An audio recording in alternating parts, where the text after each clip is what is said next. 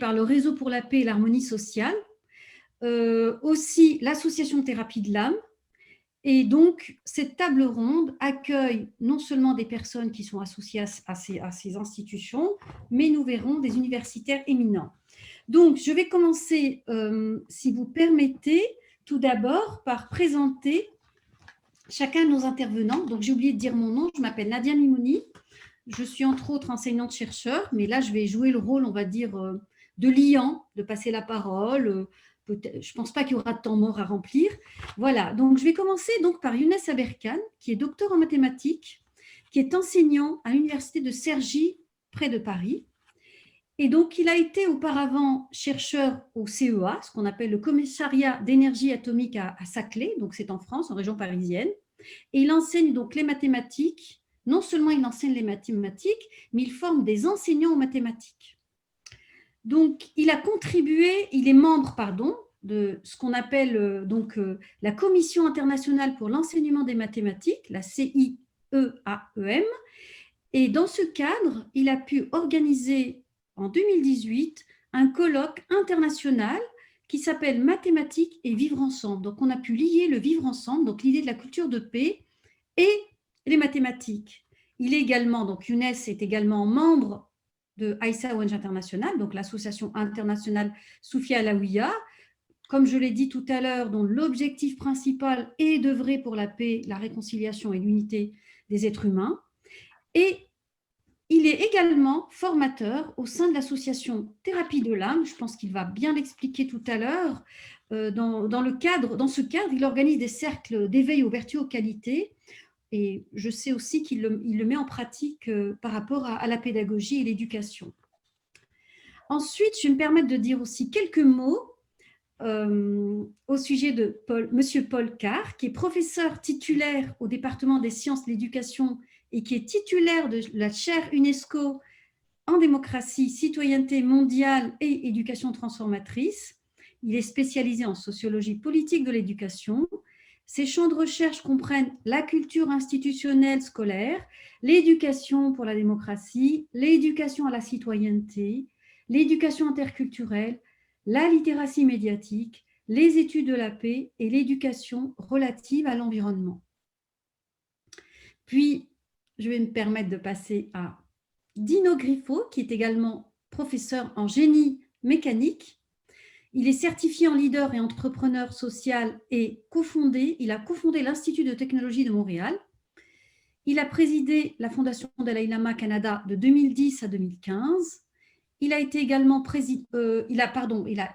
cofondé le Réseau pour la paix et l'harmonie sociale, qui est un groupement de fondations philanthropiques, de donateurs, individuels et de partenaires d'affaires, travaillant en collaboration pour soutenir les efforts de paix appliqués. Donc là, nous sommes sur un domaine appliqué. Donc, il est également cofondateur de l'Autre Maison, une clinique médicale reconnue pour son approche sociale, innovatrice en santé familiale. J'arrive à vous, Dina Tézé. Donc, vous êtes également professeur titulaire au département de didactique de la Faculté des sciences de l'éducation de l'Université du Québec à Montréal. Vous êtes co-titulaire donc de la chaire UNESCO en démocratie, citoyenneté mondiale, éducation transformatrice. Dans ce cadre, vous réalisez, et je pense que vous allez encore réaliser, des activités et travaux qui font écho aux valeurs et principes de l'UNESCO, dont la paix, la justice sociale, l'inclusion, l'égalité femmes-hommes, les solidarités plurielles, le dialogue social et l'écologie. Donc, vous enseignez dans les programmes de formation du secondaire et vos centres de recherche portent sur les éducations transformatrices, émancipatoires et d'autres, bien sûr, à la démocratie, citoyenneté mondiale, l'environnement, les sciences, etc. Donc, à partir de perspectives socio-critiques, c'est ce que j'ai compris, donc pédagogie critique, féminisme, antiracisme, décolonialisme, indigénisme, environnementalisme, vos recherches et publications portent sur l'éducation en situation de vulnérabilité multiple raciale, sociale et environnementale. Donc, vous avez étudié dans des domaines des sciences de la nature, biologie moléculaire notamment et toxicologie. Donc, vous avez vraiment un profil très, très riche. et en sciences de l'éducation, donc psychopédagogie, didactique des sciences, didactique en général. Voilà, donc là, je lis que vous collaborez aux travaux et activités d'organisations internationales, notamment l'équipe spéciale internationale sur les enseignants pour l'éducation 2030. Donc, c'est un projet d'avenir, donc à Paris. Et puis, à l'Asia Pacific Center of Education for International Understanding à Séoul. Et vous êtes chercheur au Centre de recherche en éducation et formation relative à l'environnement et à l'éco-citoyenneté Centraire. Vous êtes membre également de l'Institut des sciences de l'environnement, de l'Institut de recherche féministe et professeur associé à l'Institut des sciences, des technologies et des études avancées d'Haïti. Voilà, donc Aladdin Touhami, tu es né en 1994 et tu es déjà responsable de la Maison de la Paix à Almere, Pays-Bas. Et parallèlement, tu effectues tes études de psychologie à Amsterdam, en universitaire à Amsterdam, et je sais que tu travailles depuis de longues années en tant que président de l'ONG AISA aux Pays-Bas pour promouvoir la culture de paix dans les domaines de l'éducation, du dialogue et de l'action sur le terrain avec la jeunesse et pour la jeunesse. Avec la Maison de la Paix, Aladdin a initié un projet d'une école primaire publique basée sur un concept pédagogique éducatif de la culture de paix. En décembre 2019, ce projet, on peut l'applaudir, oui, a été reconnu par le ministère de l'Éducation, de la Culture et des Sciences comme une école publique d'enseignement. Et je suis heureuse d'apprendre, enfin, je le savais déjà, que cette école ouvrira ses portes en août 2022, donc on peut dire que c'est demain. Donc, et dans la 6e plus grande ville des Pays-Bas, Almere, donc pour les enfants âgés de 4 à 12 ans. Anne-Lise Villemeuillet, lui, tu te présentes comme citoyenne du monde d'origine suisse et tu es présidente de l'association Thérapie de l'âme, tu es musicienne, professeure d'orgue et de clavecin au COV, c'est-à-dire Conservatoire de l'Ouest vaudois, au service de la musique. Donc, tu travailles au service de la musique et de la beauté. Ton vrai métier, tel que tu le dis, c'est transmettre et faire vivre des notes de musique et des personnes qui vont essayer de donner de l'harmonie au monde. Donc, je vous remercie vraiment au nom de tous les organisateurs d'être là avec toutes ces compétences, tout ce savoir, toutes ces valeurs, les partager avec nous durant cette table ronde. Et je remercie évidemment les organisateurs, les partenaires de cet événement. Et je remercie le public, j'espère, je pense qu'il doit être nombreux sur Facebook, qui nous suit et qui posera, j'espère, à la fin, beaucoup de questions. Donc, nous allons tout de suite commencer par le débat, on va dire, entre les intervenants et avec le public. Et je vais commencer par, on va dire, 3 questions en une. Et puis celle ou celui qui voudra bien prendre la parole le fera. Donc, on pourrait partir du constat du monde d'aujourd'hui en crise, on va dire avec un grand S, et puis dans un monde dans lequel on va dire que ce sont plutôt les intérêts financiers qui dominent, ce sont les pouvoirs politiques qui sont plutôt régis par les intérêts financiers, matériels. Et nous, aujourd'hui, la question qu'on se pose, est-ce que les questions qu'on va se poser, les premières questions qu'on va se poser, est-ce qu'il sera suffisant de s'adresser aux enfants pour les sensibiliser à la culture de paix?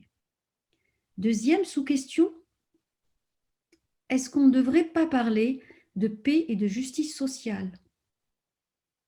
La paix sans justice sociale est-elle possible?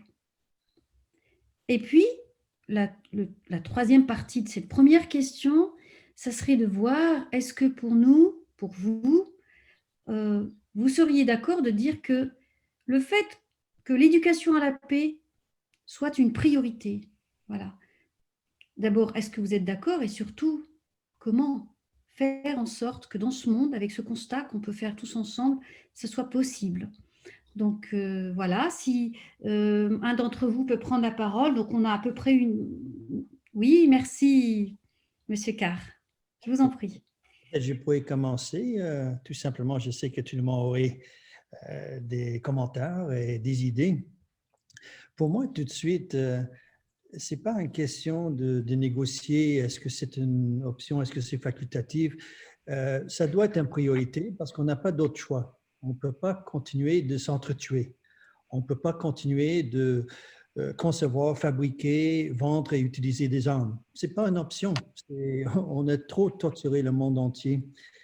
En ce qui concerne les questions politico-économiques, l'éducation, c'est un projet politique et je pense que c'est le temps de réimaginer collectivement l'éducation.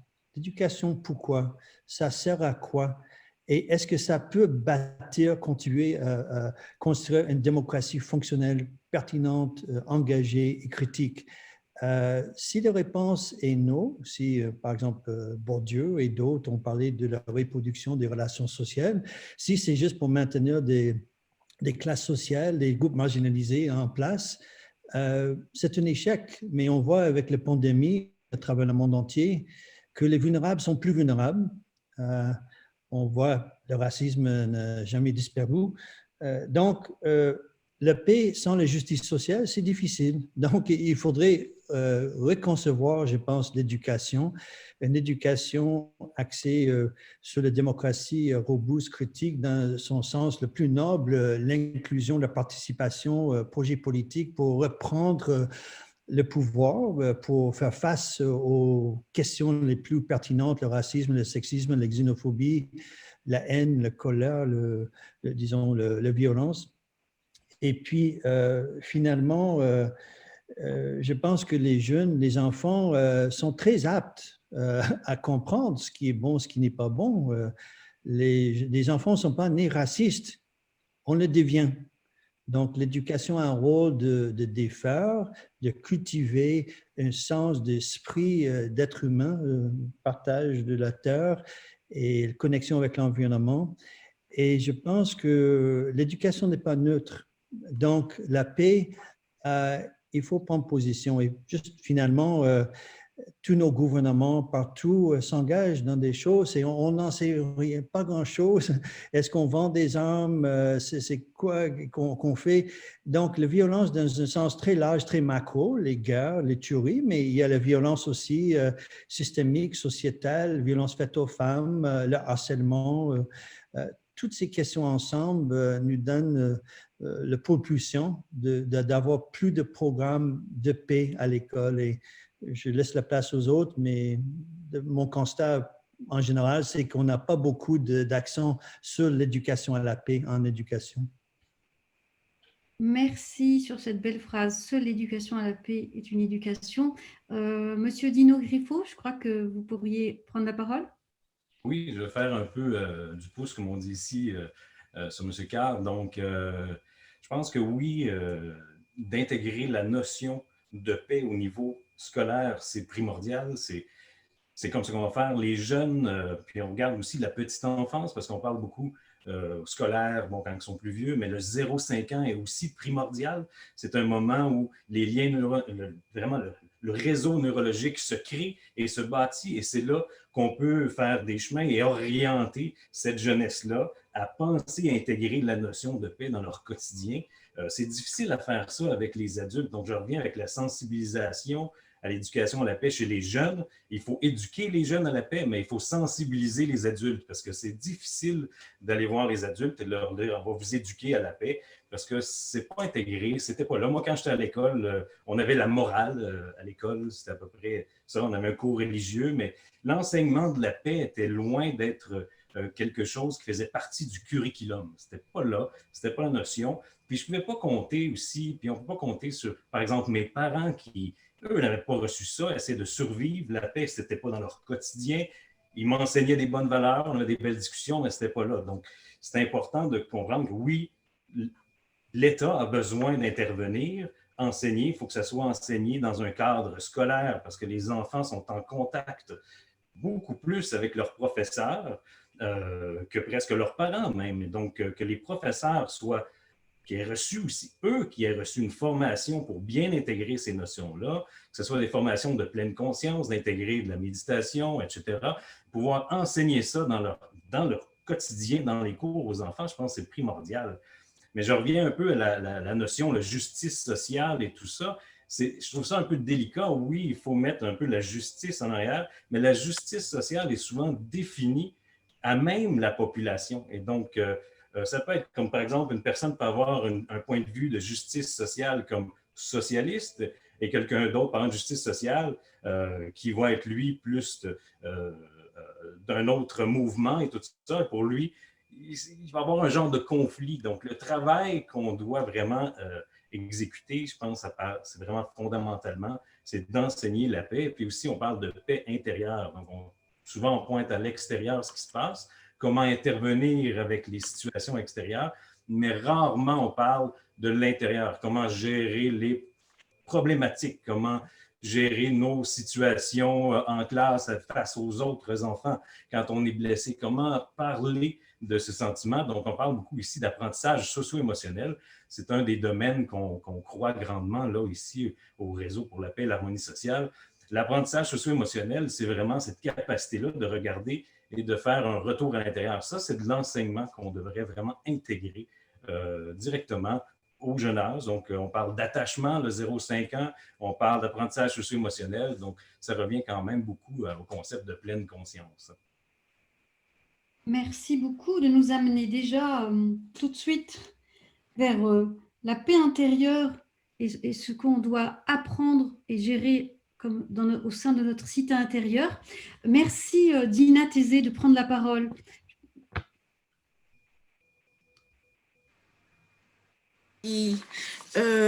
J'aimerais commencer d'abord, mais qu'est-ce que la paix en fait?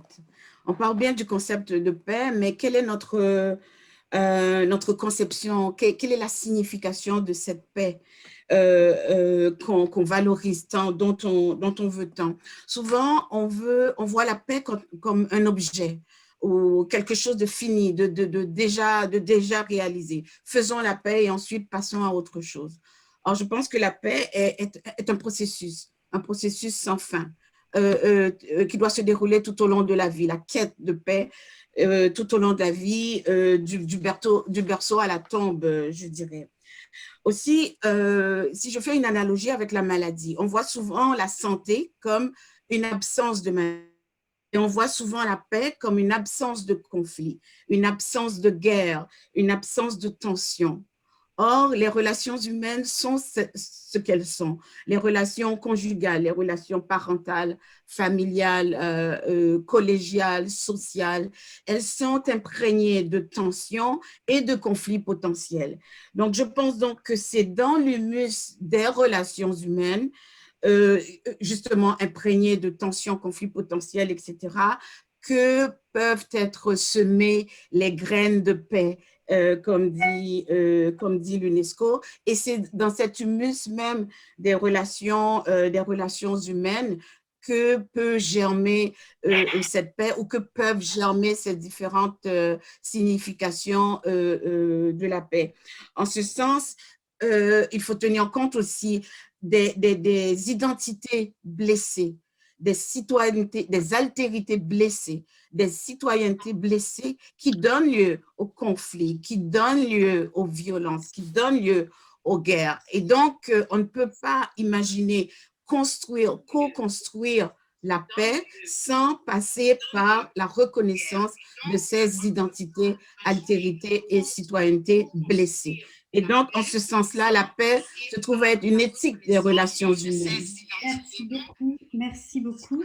Est-ce qu'il y a un souhait d'intervenir de nouveau? Alors, je me permets du coup de... Allô, Nadia? Oui, Aladine? Oui, si je peux? Bien sûr, bien sûr. Oui. Il y a quelqu'un on entend le Facebook Live de quelqu'un. Oui, si je peux? Bien sûr, bien sûr. Je pense que quelqu'un il a allumé. Ouais, je vais peut-être couper les micros. Je vais couper les micros de ceux qui n'interviennent pas. Merci. Je pense que quelqu'un il a allumé. D'accord. Bon, les questions, 18 questions, c'était vraiment une belle façon Bon, 18, il y a des questions qui sont envoyées. Et on a discuté ça avec quelques jeunes, quelques enfants avant, il y a quelques jours. Et surtout, ce que l'a dit Madame Thésée sur qu'est-ce que c'est la paix. Qu'est-ce que c'est la paix? D'abord, ce n'est pas l'absence de conflit ni l'absence de guerre, c'est peut-être l'énergie, l'état d'être ou l'épanouissement de l'être, qui soit l'être individuel ou collectif, peut se faire. C'est une condition d'épanouissement et, et, et c'est encore plus que ça. Mais le monde dominé par des intérêts financiers, etc., les pouvoirs, si on réduit, si on veut synthétiser et voir la source de toutes les problématiques dans le monde, qui soit l'injustice ou qui soit l'absence de solidarité, le manque d'amour, etc., on voit que toutes les mal dans le monde, ce sont des choses qui sont présentes dans l'homme.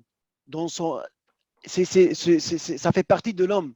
Donc, si on éduque à l'humanité, à être un être humain, à devenir un être humain, d'abord, c'est ça pour moi l'éducation de la paix, c'est l'éducation qui humanise d'abord, qui rend l'homme et la femme conscients d'elle-même, de soi et de l'autre. C'est d'abord ça. C'est l'éducation à la sacralité de la vie, à l'unité du monde, de la terre, de la nature. Et par rapport à la justice sociale et la paix, parce que c'est vrai, beaucoup de gens disent il ne peut avoir la paix sans qu'il y aura la justice. Et sur le niveau collectif, c'est vrai. Mais c'est pour cela qu'on parle de l'éducation à la culture de la paix, parce que quand on dit une culture de la paix, ça veut dire un assemblée, une composition des valeurs, des vertus humaines. Et pour que moi, comme individu, je puisse être en paix, il faut que j'ai aussi la justice en moi, que j'agis par justice. Parce que ces valeurs-là, comme la justice, comme la miséricorde, comme l'honnêteté, etc., l'espoir, ils font partie des composantes nécessaires pour avoir une chimie qui s'appelle la paix. Donc, en moi, quand je les réalise en moi, je suis en paix, je deviens de plus en plus en paix. Et pour une société, c'est la même chose. Il y a un petit conte qui montre ça, un conte soufi de Abdurrahman Majdoub. Il a vécu il y a 900 ans au Maroc et un jour, il prenait ses habits pour les laver à la source. Donc, il est parti là-bas, il commence près de source, puis ça commence à laver. Et quelqu'un vient, parce que vous connaissez, peut-être vous savez, dans ce temps-là, de pouvoir s'abreuver et d'être proche à la source, il y a des concurrences, quoi. Tout le monde se bat pour être là. Donc, quelqu'un venait chez lui, il dit, pars-toi, je suis ici, c'est ma place d'abord, etc. Il était vraiment agressif. Donc, M. Majdoub Abdurrahman, il a pris ses habits, sans réaction, sans rien. Il est allé un peu plus loin, donc où l'eau était encore bien, mais moins frais comme celle qui est près de la source. Et un deuxième homme vient chez lui dit la même chose et il prend ses affaires, il va encore plus loin, où l'eau est un peu sale. Et les deux hommes qui ont chassé Abdurrahman Majdoub du lieu, ils ont commencé à être en conflit en eux-mêmes. Un est envoyé vers l'hôpital et l'autre pris par la police. L'espace près du source se libère et lui, il prend ses affaires, il rentre où il était près de la source. Quelqu'un l'a vu, il a dit, mais comment se fait-il que tu as réussi de pouvoir laver tes habits ici, près de la source? C'est difficile. Il dit, par la paix et l'amour de la paix. L'éducation à la paix, c'est aussi l'éducation par la paix. Merci. Merci beaucoup. vous en prie, M. Cruchot. Oui, écoutez, je voulais juste dire, Alédine, c'est super ce que tu viens de dire, parce que c'est quelque chose qu'on croit ici. C'est fondamentalement, c'est la paix commence à l'intérieur, c'est vraiment ce qu'on va pouvoir sortir. Donc, c'est un chemin de l'intérieur vers l'extérieur, effectivement. Et bon, on parlait de l'UNESCO. L'UNESCO parle beaucoup, bon, de la culture de la paix, c'est quoi, etc. C'est bon, on parle de respect de la vie, rejet de la violence, la promotion, etc., de la non-violence et tout ça. Mais il n'y a pas beaucoup d'endroits où on va parler, par exemple, comment éduquer sur nos propres défensives, sur comment on réagit dans des situations particulières, comment est-ce qu'on va apprendre justement à écouter sans nécessairement mettre ses défensives. Donc, entendre réellement, d'entendre profondément ce que l'autre essaie de nous dire et non mettre justement ces filtres devant nos yeux qui pourraient m'emmener vers la colère et me frustrer, puis dire justement, hey, tasse-toi, c'est moi qui étais ici en premier, je veux laver mon linge. Puis là, ça part les disputes exactement. Puis je pense que ce travail intérieur-là, si on l'éduque et on l'enseigne, ça va emmener justement une génération complète qui pourra avoir ce discours-là. Et là, la justice sociale va devenir par défaut présente parce que ça va être un vécu intérieur par la population. Mais le travail est effectivement, je crois, comme je disais, c'est un travail intérieur. Donc, une école basée sur ça, je trouve ça bravo, encore une fois. Je trouve ça très, très bien. Je me sens en savoir plus tard. Merci. Nous avons commencé par une parole qui disait il faut réimaginer collectivement l'éducation. Et je trouve qu'au fil de vos interventions, c'est vraiment là qu'on est en train d'aller. Je retiens aussi que c'est un processus sans fin. Donc la paix, c'est un processus sans fin au sein des relations humaines pour pouvoir tisser ces liens et pouvoir semer ces graines de paix. Et il y a la question qui me vient là, dans le fil, quelles seraient les valeurs qu'on aimerait justement que cette culture de paix puisse cultiver? Je me répète un peu, hein, culture de paix. Quelles valeurs on aimerait transmettre, on aimerait pouvoir voir émerger, voir se manifester à travers cette éducation qui est une éducation finalement qui vient de l'intérieur, qui est au cœur de la relation humaine. Oui, je vous en prie. Oui, je veux juste revenir. Je crois fondamentalement, comme je fais partie du groupe l'école qui suit un petit peu le travail de Paulo Freire, l'émancipation, la conscientisation, l'amour radical. C'est un travail en soi qui commence avec la personne. En même temps, je crois qu'on habite dans des sociétés, on fait partie des sociétés, des communautés, et quand on fait une petite lecture de ce qui se passe à travers le monde maintenant, les inégalités sociales sont en croissance. Racisme, xénophobie, populisme. Il y a toujours des vagues des gens du Sud qui continuent l'immigration vers les pays occidentaux. Donc parfois, c'est difficile pour des gens qui ont faim, qui font face aux problèmes partout, hein, pas juste dans le Sud. Et donc, moi, je fais le lien dans nos projets de recherche avec la démocratie. Si on n'a pas des sociétés démocratiques, je ne parle pas des élections, je parle de la participation citoyenne, je parle de l'engagement de justice sociale, répartition des richesses, c'est difficile d'avoir de la paix à cause des circonstances structurelles, institutionnelles. En ce qui concerne l'éducation, on a évoqué, je pense que c'était notre collègue Alédine et peut-être Dino aussi, si vous me permettez de vous parler par vos prénoms. Je pense que l'éducation doit cultiver la démocratie délibérative. Qu'est-ce que c'est? C'est apprendre à argumenter, débattre, dialoguer, sans vouloir tuer l'autre, sans vouloir battre l'autre. Et donc, ça se cultive. Et ce qu'on a vu dans nos projets de recherche depuis 15 ans, c'est difficile. C'est pas évident. Les gens arrivent à l'université en disant, ben, on m'a jamais vraiment permis de critiquer ni le programme d'études, ni l'enseignant, ni l'école. Et donc, tout ça, ça va ensemble parce que pour avoir de la paix, ça ne peut pas être hiérarchique. Ça ne peut pas être les gens en haut qui disent aux gens en bas, OK, on va faire comme ça et c'est le gars qu'il nous faut. Mais je reviens terre à terre, il y a beaucoup de problèmes, violence faite aux femmes, harcèlement, cyberharcèlement, microagression, ça fait partie de l'équation aussi. Alors, l'éducation, je me répète, ça doit être repensé, réimaginé, mais on doit injecter un sens démocratique dans l'éducation.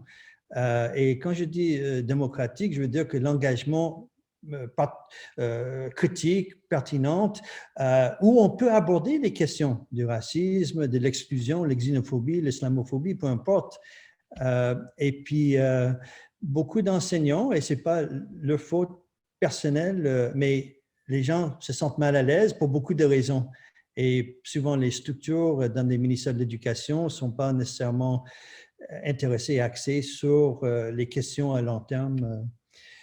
Donc, c'est juste pour me rappeler quand même, quand on vit dans un état de pauvreté abjecte, c'est bon de vouloir avoir la paix, mais on voit qu'il y a une compagnie minière qui vient à côté de chez moi pour détruire mon environnement et moi, je dois faire la paix. Et je ne dis pas qu'on devrait faire le combat, mais il y a toutes sortes de questions qui envahissent un petit peu les gens marginalisés. Et c'est ça ma préoccupation, surtout au Canada, on voit avec les Premières Nations. Mais mon Dieu, les gens qui n'ont pas accès à l'eau potable et il y a d'autres problèmes de racisme systémique et on ne peut même pas les nommer parfois. Alors, c'est compliqué. Mais l'éducation, je suis d'accord avec tout le monde, on doit refaire l'éducation pour que ça soit vraiment une éducation à la paix bonne et fidèle et ancrée. Merci beaucoup. Donc, je retiens comme valeur essentielle sens démocratique et débat sans tabou, on va dire, avec les diverses, sans confrontation, sans essayer d'abattre l'autre. Donc finalement, c'est débattre sans se battre.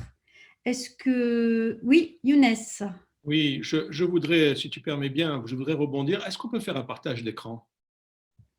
Est-ce que je peux partager mon écran? Parce que j'ai un lien, je peux appuyer dessus, ça va partager mon écran. Apparemment, oui, vous allez me dire si ça marche. Ça marche ou ça ne marche pas? Là, vous devez voir mon écran. Là, ça marche. Vous voyez l'écran ou pas? Ça marche, oui. Ah, super. Eh bien, je voulais rebondir sur ce que disait M. Carr. Je suis tout à fait dans ce qu'il dit. Il dit que quand on est dans une société en quelque sorte pyramidale, où il y a un chef qui donne des ordres à un sous-chef, tout ça, etc., même la notion de paix, M. Carr, il met la notion de démocratie. Il dit la notion de démocratie, il doit y avoir un débat qui doit se faire. Et justement, nous avons mis en place, aussi bien avec Aïssa que l'association Thérapie de l'âme, le cercle d'éveil aux vertus et aux qualités. Donc, je ne sais pas, vous avez entendu parler sans doute du cercle de qualité. C'est apparu dans les entreprises en Amérique du Nord notamment et au Japon dans les années 70. Mais ce qu'on met, c'est justement un outil de débat. Et dans mes groupes à l'université pour la formation avec les étudiants, on utilise ce système qui n'est pas un système pyramidal. Dans ce monde pyramidal qui est écrasant, où il y a un sommet, où il y a une base, ce monde pyramidal, il est fait pour le conflit. Il est fait pour le conflit, c'est-à-dire que vous avez différents niveaux de strates et on va dire les marxistes diraient des classes. Ils diraient des classes et on veut passer de la strate du bas à celle du haut et elle ne se fait que par le conflit, forcément par le conflit. Donc, si le système pyramidal est basé naturellement sur le conflit, même j'allais dire en pédagogie, ce qui est assez extraordinaire en pédagogie, on a parlé de didactique, mais en pédagogie, on appelle ça le conflit socio-cognitif. C'est-à-dire que le conflit envahit toute la sphère, toute la strate de la société dans le système pyramidal. Alors, ce que nous souhaitons avec Aïssa, mais aussi avec Thérapie de l'âme, avec beaucoup d'associations, mettre en place un modèle qui est plus sociocratique. Je ne sais pas si M. Carr a parlé de ça. Une démocratie, oui, mais quelque part plus sociocratique. Donc, on utilise ce système où on met les enfants, et on a mis ça, on fait des expériences même avec la maternelle. De la maternelle jusqu'à l'université, on utilise ce système. On met des valeurs. Au centre, il y a des valeurs, la sincérité, c'est-à-dire je dois vraiment dire, j'ai le droit de dire ce que je pense. Donc, mes étudiants ont le droit de dire votre cours est nul. Ils ont le droit. Alors, au début, personne ne parle. Quand je dis ça le premier cours de l'année, personne n'ose. Je dis si, vous avez le droit de me critiquer. Si vous dites que mon cours est nul, il est nul, il n'y a pas de problème. Vous avez le droit. Bon, quand même, personne ne parle. Et je dis donc, c'est la sincérité, vous devez être sincère avec ce qui se passe. Mais deuxièmement, quand même, vous devez le dire avec gentillesse. avec gentillesse. Peut-être, au lieu de dire le cours est nul, vous devez dire, bon, quand même, vous pouvez améliorer ceci, vous pouvez améliorer cela. Donc, la sincérité, elle permet de nous exprimer. Deuxièmement, la bienveillance, elle permet une sécurisation. Et par exemple, en mathématiques, c'est super, archi important. Je ne vais pas être critiqué. Je vais faire des essais en mathématiques, on ne va pas se moquer de moi. Si je dis 2 plus 2 égale 5, tout le monde ne va pas se rouler par terre et dire non, non, tu t'es trompé, c'est 2 plus 2 égale 4. OK, mais avec gentillesse, et là, je vous assure, ça change tout. Les apprentissages, ça change de manière extraordinaire. Et enfin, la troisième qualité, qui est vraiment absolument importante, la troisième vertu, c'est l'humilité. C'est l'humilité. Bon, je suis prof de maths. Si un étudiant trouve une démonstration meilleure que la mienne, ben, tant mieux, ça profite au groupe. Ça profite au groupe. Et je ne vais pas me rouler par terre en disant non, non, tu n'as pas le droit de dire ça, c'est moi le mathématicien ici, vous n'êtes pas des mathématiciens. Au contraire, j'apprécie, je dis bravo, le groupe avance. Et c'est ça qui fait la différence avec le système pyramidal. Le système pyramidal dans lequel nous nous trouvons, la valeur d'une personne dépend de la place qu'elle occupe dans la hiérarchie. Plus je suis haut, mieux ça vaut pour moi. Dans le cercle, alors là, je dis peut-être couper les sons, c'est un petit peu… bon, dans le cercle, je dis aux étudiants, on va fermer la porte que les gens n'entendent pas. L'objectif du cercle, c'est le bien-être. C'est le bien-être des participants, pas la production. Bien sûr, on va produire des exercices, on va produire des choses. C'est le bien-être. Mais surtout, la valeur d'une personne dans le cercle, ce n'est pas la place qu'elle occupe dans la hiérarchie. Moi, je me mets à égalité, on se met sur des chaînes, on se met à égalité, le prof est à égalité avec les étudiants. Mais la valeur d'une personne, elle dépend de ce qu'elle apporte pour le cercle. Est-ce qu'elle apporte du positif? Est-ce qu'elle apporte des choses en plus? Tout ça, etc. Alors après, le reste, vous les connaissez, c'est des choses classiques. Il y a un gardien du temps, un gardien de la mémoire, un gardien de la parole, l'objectif doit être défini, etc., etc. Mais on commence par un temps de silence et quelque part, on sacralise. Et je vous assure que dans les classes, ça change beaucoup de choses. Et je romps la glace avec les étudiants. Je sors de mon estrade, je sors de mon piédestal, de mon amphi, et je me mets à égalité avec eux. Idem quand la maîtresse dans la classe se met avec les petits. Elle se met dans la même place qu'eux. Et tout de suite, ça change les relations. Voilà. Je voulais participer en disant que j'appréciais beaucoup l'intervention de M. Carr. Dans ce domaine-là, oui, la démocratie est encore à parfaire, en quelque sorte. Tout ça pour la paix, pour l'obtention de la paix. L'autre n'est pas un ennemi. Dans le cercle, chacun a le droit d'avoir son avis. Et si son avis est différent du mien, ce n'est pas un avis inamical. Je regarde froidement, en effet, je n'ai pas pensé à ça. Ce n'est pas un ennemi. Le centre du cercle est vide, alors c'est ce tournesol. Les membres sont les pétales. Le centre du cercle, c'est les projets, c'est les graines. C'est les graines qui vont germer. Et il n'y a pas un pétale qui se met au milieu. Je ne me mets pas au milieu du cercle en disant c'est moi le patron, c'est moi le chef, c'est moi le prof. Taisez-vous, j'en ai marre, c'est moi qui parle. Non. J'attends mon tour. Alors, les étudiants sont étonnés. Je dis, faites le gardien de temps, il me donne mon tour pour parler. Voilà, c'est tout. Je voulais partager un petit peu avec vous, justement, ce moment. Merci. Merci, Younes. C'est vraiment… C'est arrivé au bon moment, puisque c'est un aboutissement de vos diverses interventions. Je vais tout de suite passer la parole à Anne-Lise. Il faut que tu ouvres ton micro, Anne-Lise. Voilà. Voilà. Est-ce qu'il est ouvert? Oui, je crois. Oui. Merci. Et merci pour toutes ces interventions. Je voulais rebondir un peu par rapport à Younes et son cercle, puisque voilà, nous sommes collaborateurs de l'association Thérapie de l'âme. Je voudrais aussi rebondir en tant que musicienne, puisque avec mes étudiants aussi, nous sommes aussi dans une sorte de cercle. Quand on fait de la musique, chaque instrument dans un orchestre a sa place. Chacun a sa valeur, chacun a sa couleur. Donc, quand une clarinette joue, ce n'est pas mieux qu'un violon ou qu'une contrebasse. Il y a vraiment quelque chose qui s'harmonise, il y a un tout qui est dépendant de la bonne facture, de la bonne façon de s'exprimer des uns des autres. Ça veut aussi dire que pour ça, il faut aussi apprendre à faire des gammes. Et je dirais que c'est comme on disait tout à l'heure, la culture de la paix. Cette paix, c'est une énergie, mais qu'on doit apprendre à maîtriser, à façonner, parce qu'elle est là, cette énergie, mais elle peut être aussi se transformer en violence. Donc, comment est-ce qu'elle peut se transformer en paix? C'est ça tout l'enjeu, en fait. Et alors, c'est vrai qu'en musique, on apprend vraiment comment dire, à se connaître d'abord. Ça, c'est vraiment le plus important peut-être. Et ça ne finit jamais toute sa vie, on est en chemin, bien sûr. Mais on apprend le rythme, on apprend la hauteur, on apprend l'écoute, surtout écouter ce qu'on fait, écouter les autres. Et quand on s'enregistre, souvent, on est absolument ébahi de se dire « Ah, c'est moi, je joue comme ça. » Mais non, c'est pas moi. Eh bien oui, c'est moi. Voilà, donc c'est toute une notion comment dire, de se relier les uns aux autres, de se relier à l'environnement sonore. Et enfin, voilà, je crois que j'ai à peu près dit ce que je voulais dire pour le moment. Merci. Merci beaucoup pour cette complémentarité. Et en fait, là, j'aimerais, si vous permettez, m'adresser un petit peu en particulier aux personnes qui viennent du Canada, en leur posant quelques questions, notamment relativement au programme d'études éthiques. Est-ce qu'au Québec, ce programme, il inclurait l'éducation à la culture de la paix, ou sinon, est-ce que ça serait possible? De quelle manière? Voilà, donc si vous pourriez… Oui, Monsieur Griffo, si vous pouvez amener des éléments. Est-ce qu'on pourrait introduire ce cercle d'éveil aux vertus, aux qualités?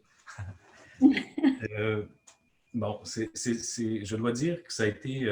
c'est un mouvement qui a été difficile au Québec. L'intégration s'est faite au ministère, donc on a mis dans le programme éthique et culture religieuse, où il y a eu des difficultés au début, c'est qu'il y a eu une orientation qui était très…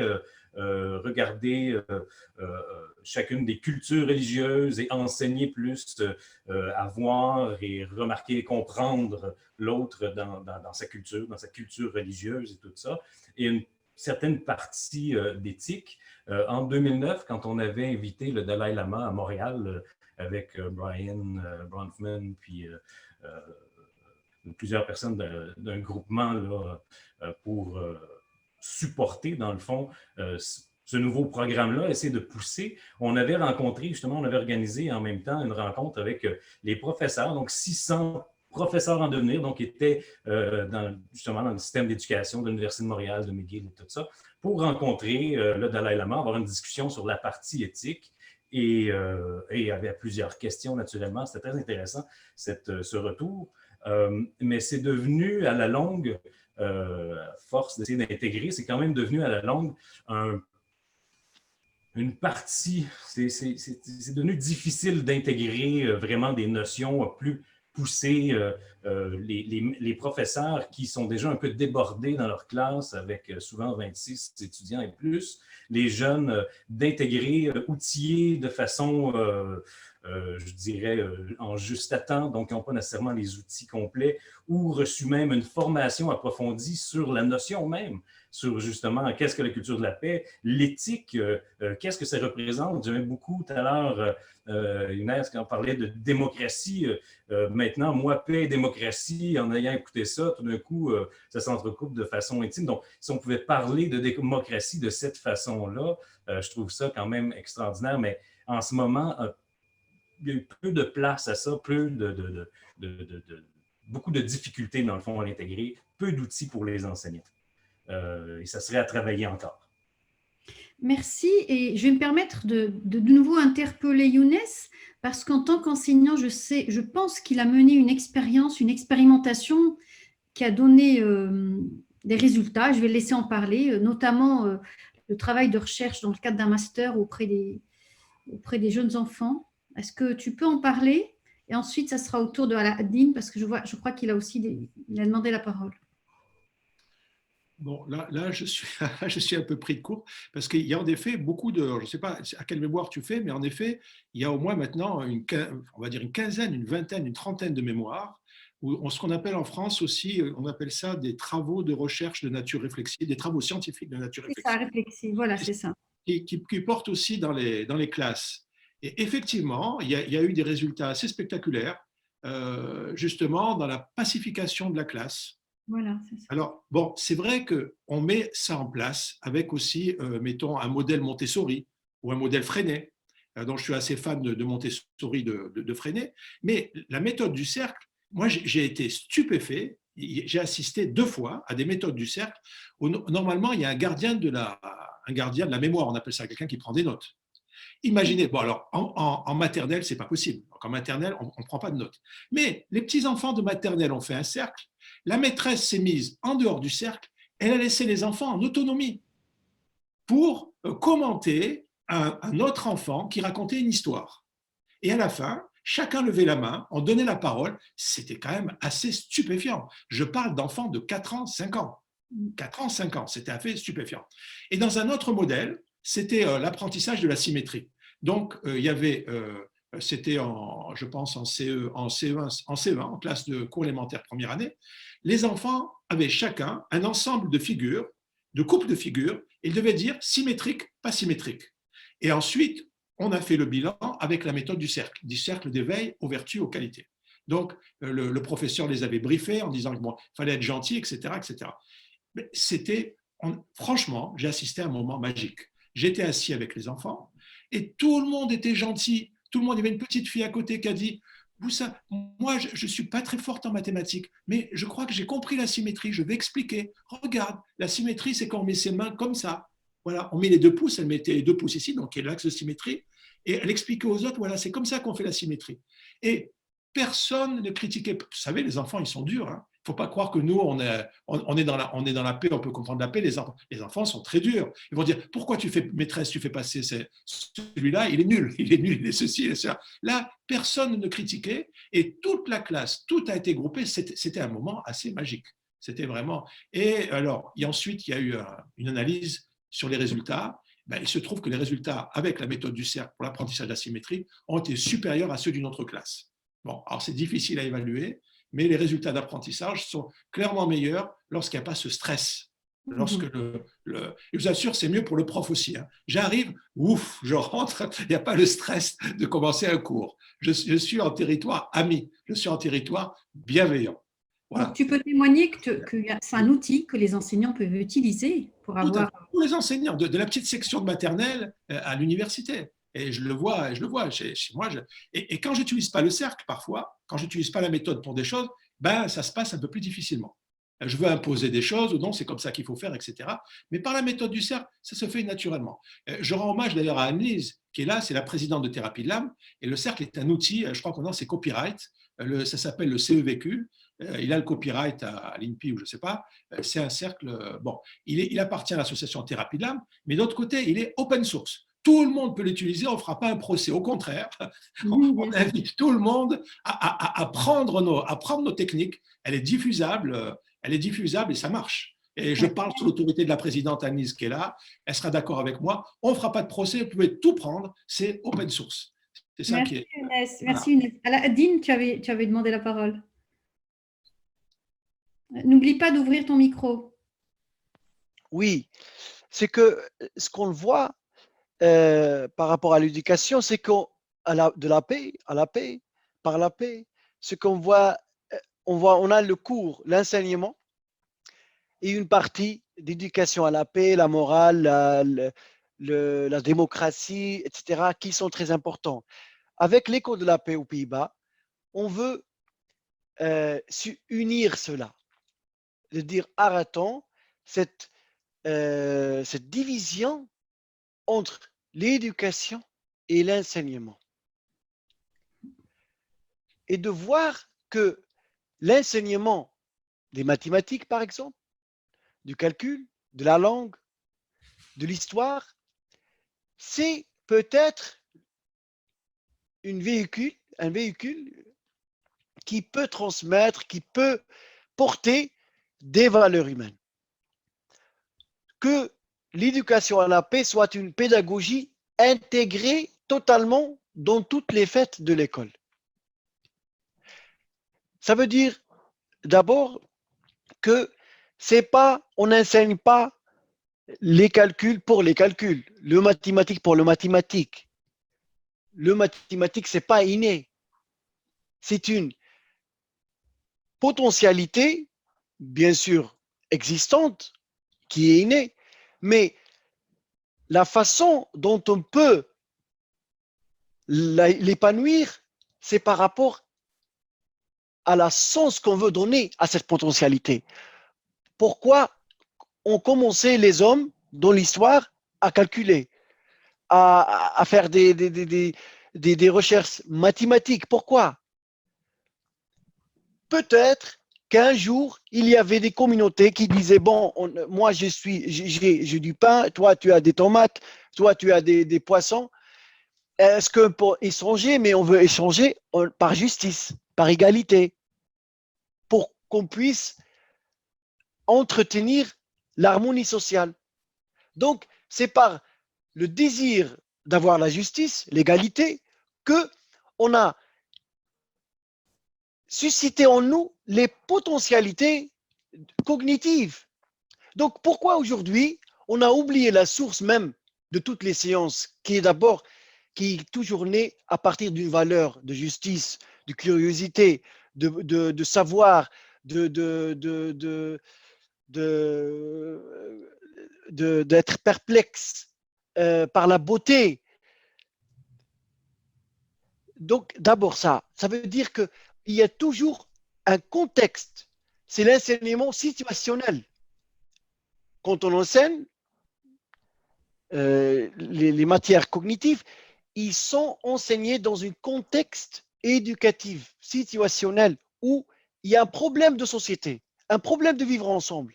Et comment résoudre ce problème ou pas, c'est à travers les capacités cognitives aussi, qu'on peut utiliser comme des instruments. Deuxièmement,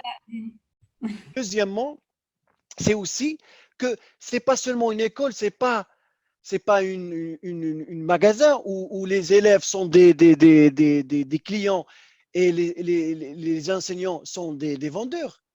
C'est une communauté, a community de pratique, d'enseignement, où les parents, qui ne sont pas seulement les chauffeurs des enfants, non, les parents, les grands-parents, les enseignants et les enfants, ils forment une communauté. Merci. Merci Aladine. Il y a eu 2 mains levées, d'abord celle de Anne-Lise, puis Madame Dina Tézé. Ça sera à vous juste après Anne-Lise. Anne-Lise, il faut ouvrir le micro.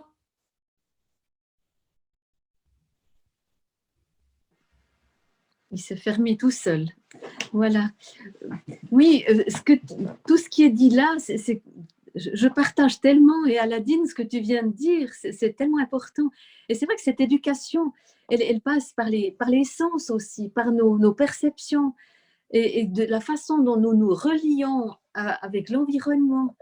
C'est toute une éducation d'éveil.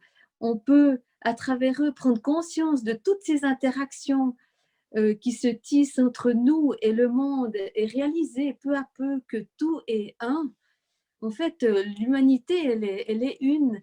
Les enfants, qu'ils soient de Pays-Bas, qu'ils soient de Tombouctou, qu'ils soient d'Osaka, c'est tous des personnes de la famille humaine. Et ce cercle des vertus et des qualités, c'est un cercle d'éveil. Donc, ça veut dire qu'on apprend à éveiller. Et c'est ça qui est important parce que, au fond, pour les enfants comme pour les plus grands, il s'agit toujours de s'éveiller et de s'éveiller toujours un peu plus. Voilà. Donc, tout est interconnecté. Et puis, comment on peut… Moi, souvent, avec mes étudiants, je les remercie. J'ai l'impression des fois que c'est moi qui devrais les payer tellement, et non le contraire, pour ce qu'ils m'apprennent. Parce que c'est tellement riche, ces échanges. On est vraiment… comme les doigts d'une main, on est relié à quelque chose de plus, qui a un poignet, qui a un bras, qui a un corps, et nous faisons partie de ce corps, donc avec tout ce respect qu'on se doit les uns aux autres. Merci. Merci. Vous pouvez prendre la parole, s'il vous plaît, Madame Dina Tézé. Merci. Merci Nadia. Merci. J'aimerais revenir, Nadia, à votre question portant sur les valeurs. Bien sûr que les valeurs associées à la paix, en fait, forment une constellation. En fait, on peut parler d'une constellation de valeurs, notamment la bienveillance, bien sûr, Younes a beaucoup insisté là-dessus, mais l'humilité aussi, la justice sociale, la reconnaissance de la diversité, l'équité, l'égalité. l'égalité. Donc, tout ça, c'est une constellation de valeurs. Et en ce sens, je pense que j'aime bien me référer avec mes étudiants qui sont de futurs enseignants ou bien des enseignants déjà en exercice. J'aime bien me référer à la philosophie des Bantous d'Afrique du Sud, de la région sud de l'Afrique, à la philosophie Ubuntu, justement. Ouais. Alors, avant d'être un logiciel, Ubuntu est une philosophie africaine. Et l'essence de cette philosophie africaine nous dit « Je suis parce que tu es. Je suis parce que nous sommes. » Et donc, il y a cette question d'altérité, et là, l'altérité rejoint l'identité. Ce qui veut dire que mon identité, en fait, elle est liée, elle est étroitement interdépendante des différentes altérités que je développe autour de moi.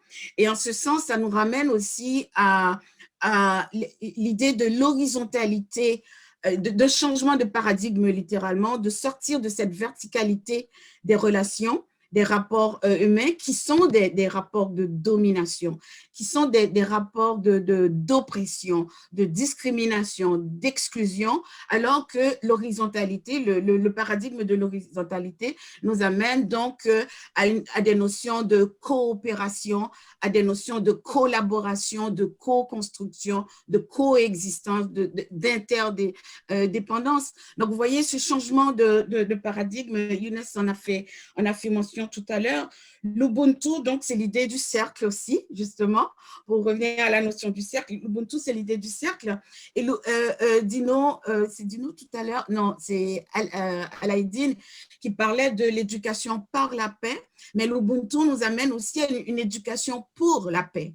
Hein? La paix qui est à la fois dans le vivre ensemble, mais la paix aussi comme une utopie. Mais une utopie, pas dans le sens d'un non-lieu, mais une utopie dans le sens d'un meilleur lieu.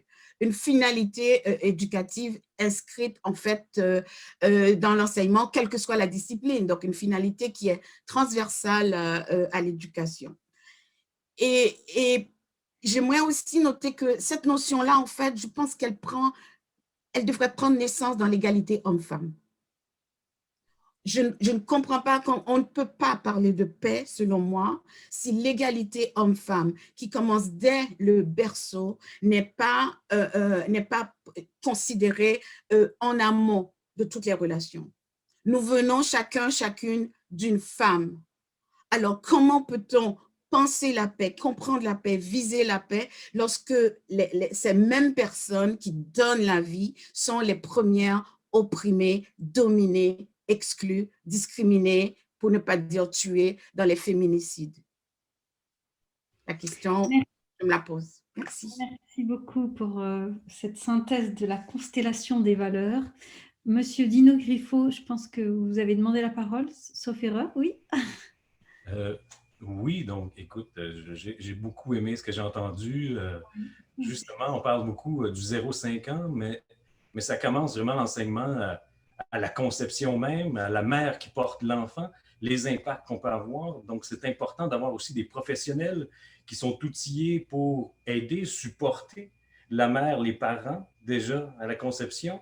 Donc, former, donner des outils aux parents. Après ça, ça va, le 0-5 ans, souvent, effectivement, c'est un ensemble, c'est une société qui élève ces enfants-là. Et donc, faire partie d'une communauté qui comprend l'importance des gestes, des actions et des interventions qu'on peut avoir sur les enfants. Donc, pour, encore une fois, aider à créer le réseau neurologique, ça va avoir des impacts majeurs et importants dans leur futur. Donc, cette partie-là est importante. Et après ça, dans son ensemble, il faut le regarder encore que ces enfants-là vont passer à l'école. Et donc là, comme disait Alaïdine puis Younes tout à l'heure, donc effectivement, que ce soit le concept d'intégrer la paix à l'éducation. Donc, on prend ce qu'on a transmis, les outils à ces professionnels-là, on en transmet à d'autres professionnels qui insèrent ça à même leur formation et leur cours.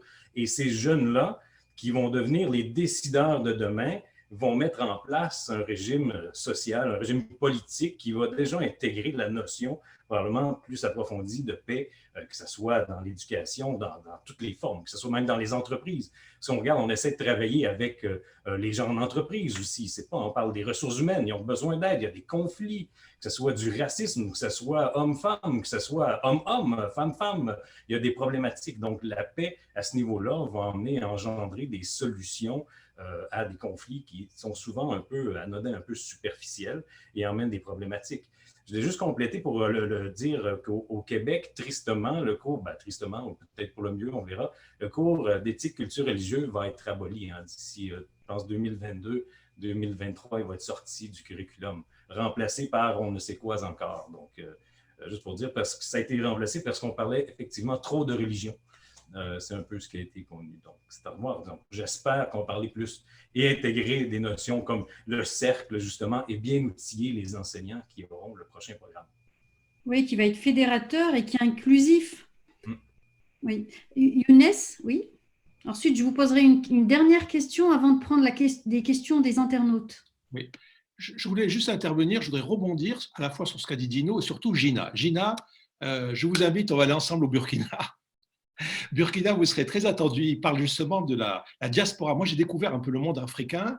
Et en Afrique, on se cherche. Et on parle maintenant de diaspora africaine, en parlant des Afro-Américains, tout ça, etc. Et justement, au Burkina Faso, j'étais il y a quelques mois. Et on a mis en place un atelier de la paix. Et voilà, pour vous prouver que je n'ai pas écrit le texte, enfin encore que j'aurais pu l'écrire tout de suite, c'est exactement le parcours de paix. Il contient, bien entendu, le féminin.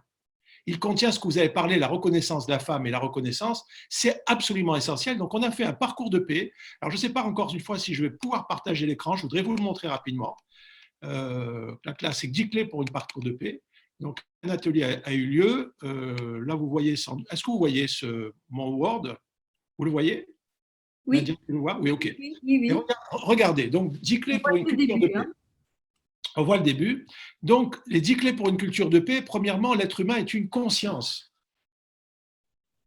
C'est-à-dire qu'on doit avoir conscience de l'autre, avec les notions d'empathie, la notion… Si je suis inconscient, moi, je regarde un petit peu ce qui s'est passé dans la Seconde Guerre mondiale. On voit Hitler, bon, c'est le point Goodwin, mais on voit qu'il n'y a aucune, justement, les autres n'existent pas, c'est même pas, c'est des cailloux, c'est des trucs, on les détruit. Donc, il n'est pas humain, il n'a pas de conscience. Il faut avoir conscience de l'autre, je prends conscience. Donc, c'est un travail sur la conscience. Pour une culture de paix, déjà que je sois conscient. Le numéro 2, agir avec respect et compassion avec soi-même, autrui et l'environnement. Le numéro 3, je vais rapidement, on ne les commentera pas, hein, de la culture du jeu à la culture du nous. Et alors, il y a une petite histoire là-dessus. Mais enfin, je n'ai pas le temps de la raconter. Il y a une histoire, Sophie, aussi sur le jeu et le nous. Mais passons. Et le féminin porteur de paix. Et chose extraordinaire, j'appartiens à une association qui s'appelle Ensemble avec Marie, qui est une association qui est aussi chrétienne et où il y a des musulmans et des chrétiens qui sont réunis. On a fait récemment quelque chose sur le Liban. Eh bien, il y avait 3 hommes et il y avait 3 femmes. Eh bien, je vous assure, tout ce qu'ont dit les 3 hommes, c'était que du point de vue agressif, politique. C'est la faute à ceci. Le chrétien disait c'est la faute au Hezbollah, c'est la faute aux chiites. L'autre disait, les 3 hommes, ils avaient vraiment un discours de… Et les 3 femmes, extraordinaire. Elles parlaient comment aider le Liban, comment se mettre en place pour remplacer les fenêtres cassées. Elles avaient des préoccupations elles étaient dans le nous. Elles ne voyaient pas l'autre comme étant un chrétien. Il y avait une musulmane qui était avec une druze qui était avec une chrétienne qui était… Les femmes étaient… Et là, j'ai réalisé le point 4. C'est vrai que le féminin est porteur de paix. C'est vrai que peut-être les femmes ont peut-être moins d'agressivité, au moins je ne sais pas, mais le féminin est vraiment porteur de paix. Ensuite, la paix structure nos pensées, nos actions. Quand je suis pressé le matin, je rate tout. Alors, on se dépêche de faire court, on met, etc. Je dis, là, retrouve ton calme et après, on va travailler. La vie est sacrée. Goûter la paix, bon, on n'a pas le temps d'en discuter. Devenir des porteurs de paix, c'est-à-dire des messagers. Créer des lieux de fraternité, des lieux de rencontre. Et la classe, pour moi, la classe, c'est ça. C'est un lieu, le cercle, c'est un lieu de rencontre et de fraternité. Et enfin, utiliser la pédagogie du cœur à travers le cercle des vertus et des qualités, le cercle d'éveil. Il manque le mot éveil, comme l'a très bien remarqué Anne-Lise, c'est un éveil. Voilà, merci, je ne veux pas être plus long, mais je voulais partager, j'étais étonné de ce que disait Gina, de ce que disait Dino, à tel point ça fait écho. À quel écho? Je dis, c'est pas possible, ils ont dû lire mon texte. Merci. Merci, ça donne confiance, ça veut dire que les esprits se rejoignent et que les outils sont là, il faut juste les raviver et les mettre en pratique. Alors, j'ai déjà 2 questions qui viennent du réseau social. Si vous permettez, je vais lire la première. Donc, on vous dit concrètement, donc la question s'adresse à tout le monde, hein. Merci pour toute cette rencontre. Culture de paix, éducation à la paix et enseigner la paix. Quelle est la différence entre les trois? Je répète, hein, donc culture de paix, éducation à la paix, enseigner la paix. Quelle est la différence entre les trois s'il y en a?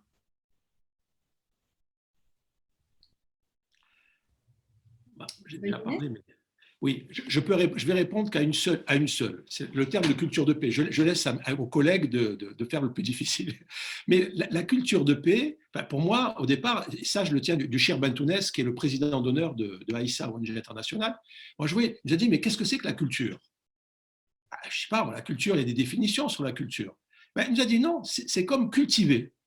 C'est cultiver, c'est vraiment cultiver. Et là, il y a cette histoire un petit peu que j'ai trouvée d'ailleurs sur sa petite fille. Il dit, écoute, tu sais, en nous, il y a 2 loups. Peut-être vous la connaissez parce qu'elle doit traîner sur Internet. En nous, il y a 2 loups. Il y a un loup qui est très gentil. Il fait tout le temps le bien. Il fait tout le temps. Et l'autre, il veut faire que le mal. Il veut mordre, il veut se bagarrer, il veut tout ça, etc. Et ces 2 loups sont en nous. Et ils sont à l'intérieur, ils prennent la parole. Voilà. Et ces 2 loups sont là. Et ils se disputent. Et la petite fille, elle dit, mais papy, qui c'est, à la fin, qui c'est qui va gagner? Qui c'est qui va l'emporter? Grand-père lui dit, c'est facile. Nos 2 loups qui sont en nous, celui qui va l'emporter sera celui qui sera le plus nourri. Celui qui sera le mieux nourri. Celui que tu nourriras va gagner. Donc, si c'est le loup gentil, si on fait des bonnes choses, on est gentil, on se retient. Le loup qui est bien nourri, le loup gentil, il va devenir gros, il va devenir plus fort. Et le loup vilain, il va devenir tout petit, puis il va disparaître. Alors, c'est la notion de culture. Et cette fois-ci, la notion de culture, dans son sens le plus basique, culture, c'est cultiver. On dit je cultive. On dit je fais de la culture physique. Je cultive mon physique. Je fais des pompes tous les matins. Je veux avoir des bons biceps, des bons abdominaux. Je cultive. Eh bien, cultivons la paix. Donc, la culture de la paix, c'est ça. C'est déjà. Et je laisse les 2 autres, c'est vrai, c'était l'éducation et l'enseignement Oui. à mes collègues. Mais je sais que ça a été abordé notamment par monsieur Dino Griffo un petit peu. Et, enfin, chacun de vous en a parlé. Je vous laisse prendre la parole spontanément pour répondre.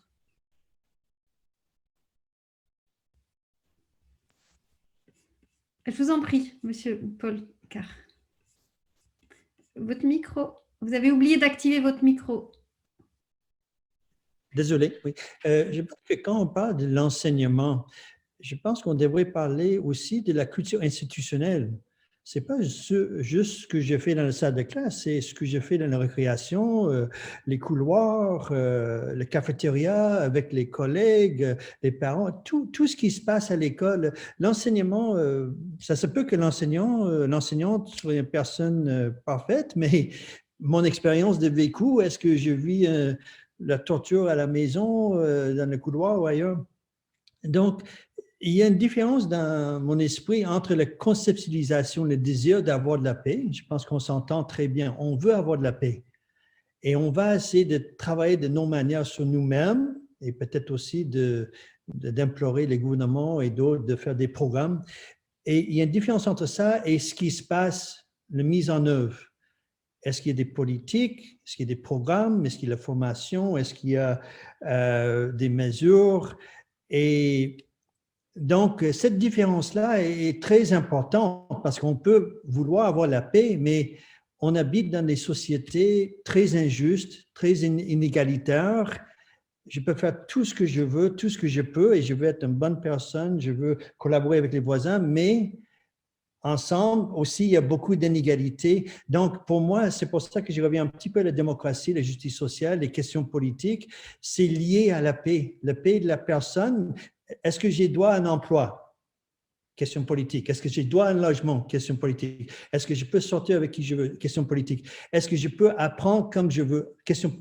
Ce sont des questions politiques et donc la paix fait partie intégrante, mais je pense qu'il y a des choses qu'on peut faire aussi. Les petites discussions qu'on est en train d'avoir aujourd'hui, le dialogue aujourd'hui, on devrait l'amplifier par 1 milliard avec toutes les écoles, tous les parents, tous les gouvernements, mais souvent on commence avec le point de départ qu'on habite dans une démocratie. L'école est démocratique.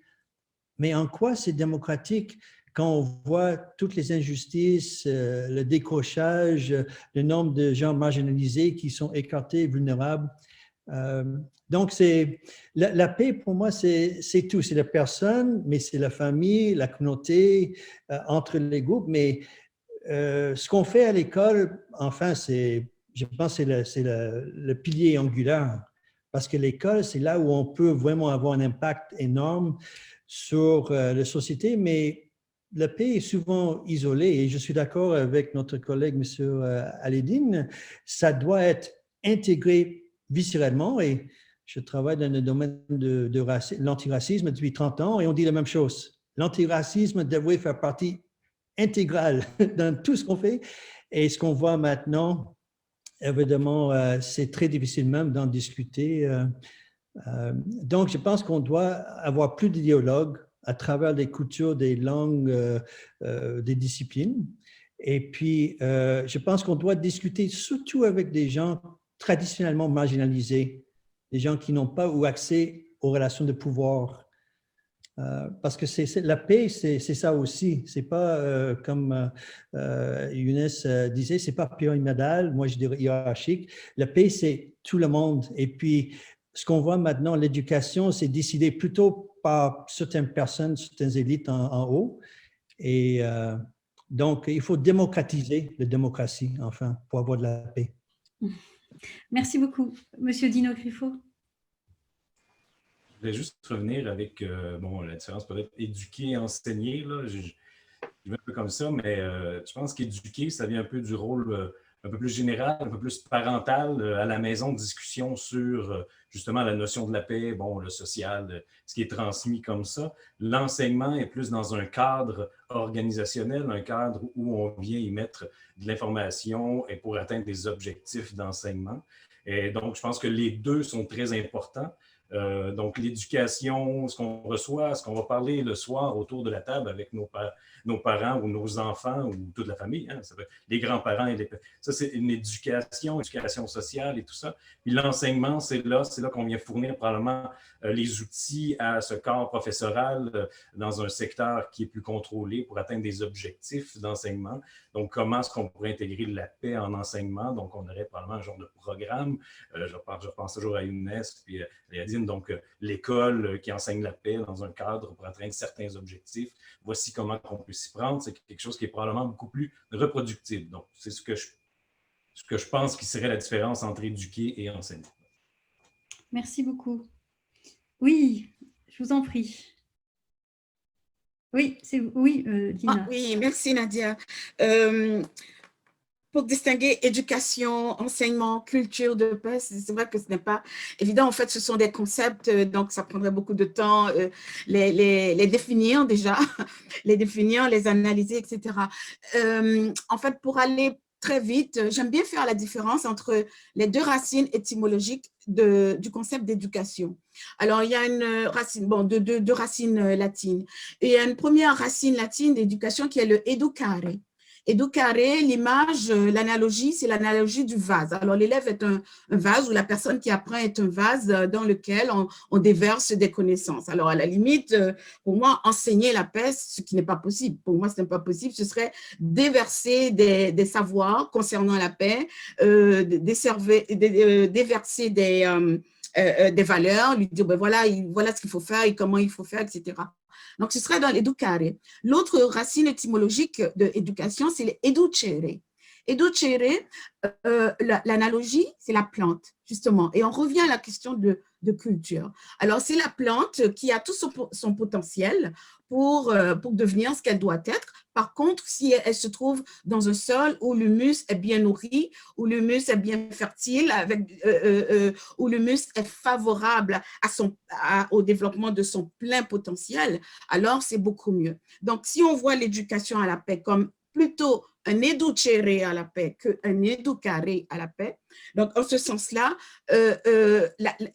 on est d'emblée dans ce que Younes disait tout à l'heure en ce qui concerne la culture de la paix, culture de paix. Et en ce sens, nous ne sommes en tant qu'éducateur, parents, grands-parents, enseignants, ou bien tout simplement citoyens, éco-citoyennes, nous sommes toutes et tous des plantes et nous sommes toutes et tous des jardinières et des jardiniers de la paix. Donc, pour revenir à l'UNESCO, nous sommes tous en train de semer des graines de paix, mais nous récoltons aussi cette paix et nous sommes nous-mêmes ces plantes qui sont la paix.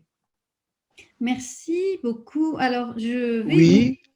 à Aladdin, tu voulais parler parce qu'il y a encore une question qui arrive des internautes. D'accord. Donc, laisse les questions venir. Comme tu veux. Je pose la question et vous ferez comme vous sentirez. Donc, on vous dit concrètement comment serait-il possible d'introduire la culture de paix dans l'enseignement au Québec? Je dirais ces graines, comment est-ce qu'on pourrait les semer au Québec? Tiens, voilà, puisqu'on parle de plantes. Donc, pour le Québec, je ne peux pas répondre. Toi, tu as déjà semé. Tu peux peut-être rebondir là-dessus. Oui, c'est que il nous faut une infrastructure sociale aussi, parce qu'on pense souvent une infrastructure économique.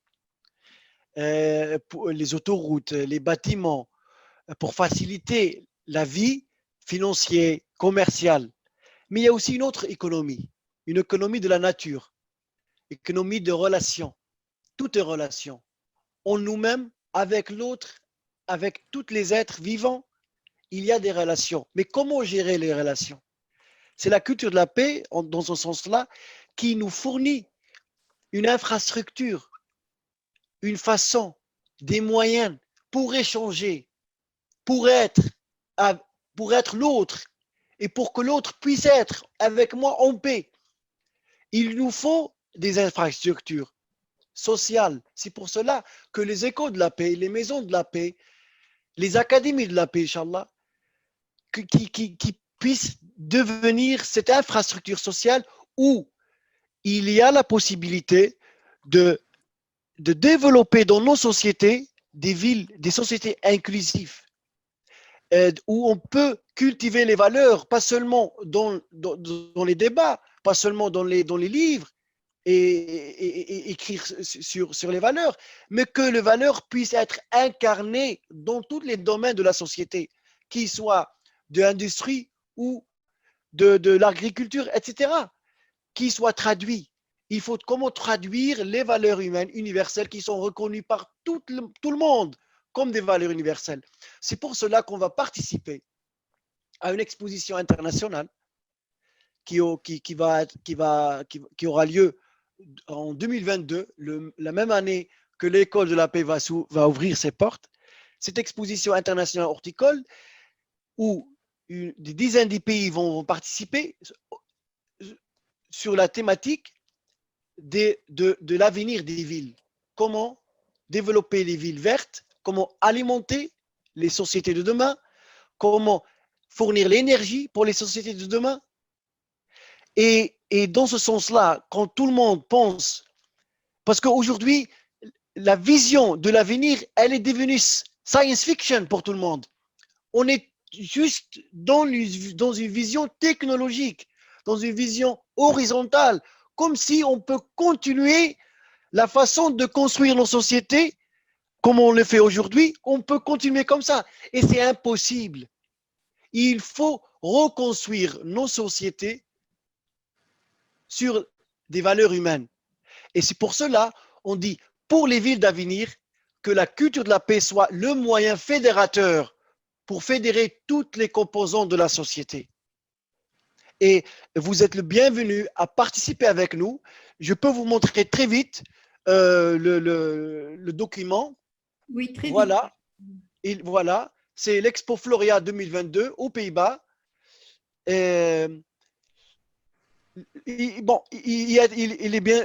Bientôt, il va être consultable sur Internet et on va créer un pavillon avec un jardin de la paix, le pavillon de la maison de la paix, où on va vivre un espace convivial, où il y a des ateliers, des rencontres, un symposium autour de Journée internationale du vivre ensemble en paix, pour justement transmettre et partager avec 2-3 millions de visiteurs la culture de la paix pour qu'on puisse la construire ensemble, l'un avec l'autre et pas l'un contre l'autre.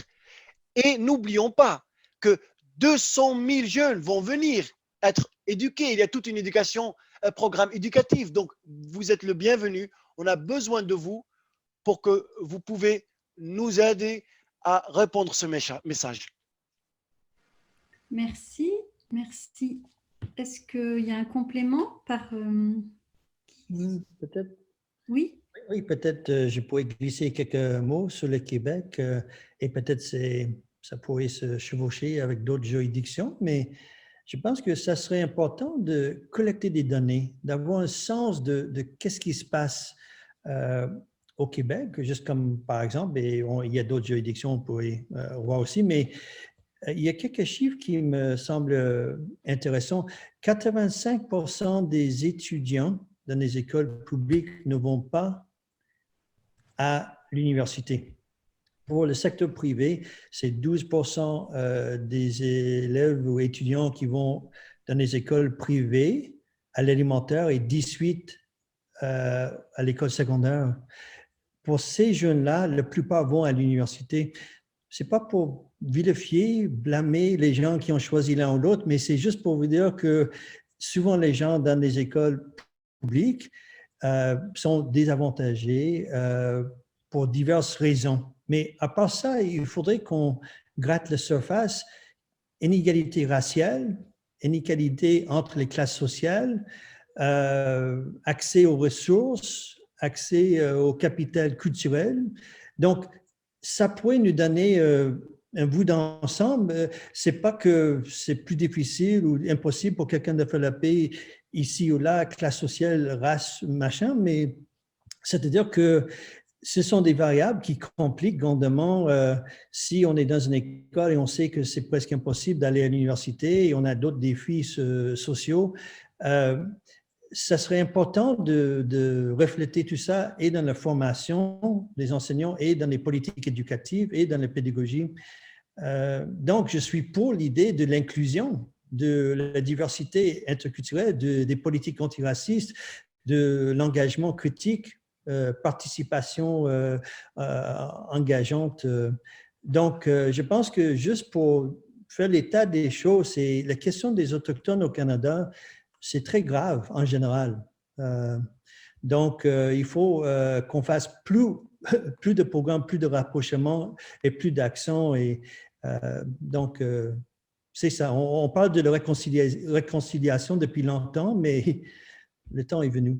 Oui, oui, souhaitons-le de tout cœur. Oui, Dina, vous vouliez intervenir. Le temps, on tire à la fin de la table ronde, là. On arrive au dernier. Je vous en prie, allez-y. Merci Nadia. En ce qui concerne le Québec, un débat fait actuellement rage en ce qui concerne notamment les personnes racialisées, les autochtones, les personnes des Premières Nations, les autochtones et les personnes noires. Le racisme est-il un phénomène systémique, oui ou non? Alors, jusqu'à présent, le gouvernement refuse de reconnaître le caractère systémique du racisme. Or, tout comme les autres pathologies sociales, que sont le sexisme, que sont le classisme, que sont le classisme, le racisme, le sexisme et aussi l'extractivisme, etc., ces pathologies sociales sont toutes d'ordre systémique. Elles se retrouvent dans tous les systèmes de vie et moi, je veux même jusqu'à dire qu'elles sont écosystémiques parce que tous ces systèmes dans lesquels se trouve le racisme, etc., communiquent entre eux. Donc, forment bien ce qu'on appelle en biologie un écosystème. Donc, en ce sens-là, reconnaître la souffrance de l'autre, reconnaître la blessure de l'autre et se servir des mots de l'autre pour cette reconnaissance, c'est déjà un premier pas pour la paix. Ce qui veut dire que être dans le déni, être dans le refus, être dans la banalisation de ce que vit l'autre ne peut conduire à la paix. En ce qui concerne la reconnaissance, nous sommes en 2020 au beau milieu de ce qu'on appelle la décennie internationale 2015-2024, reconnue par l'UNESCO, déclarée par l'UNESCO, la décennie internationale des personnes d'ascendance africaine, on reconnaît justement toutes les blessures historiques et contemporaines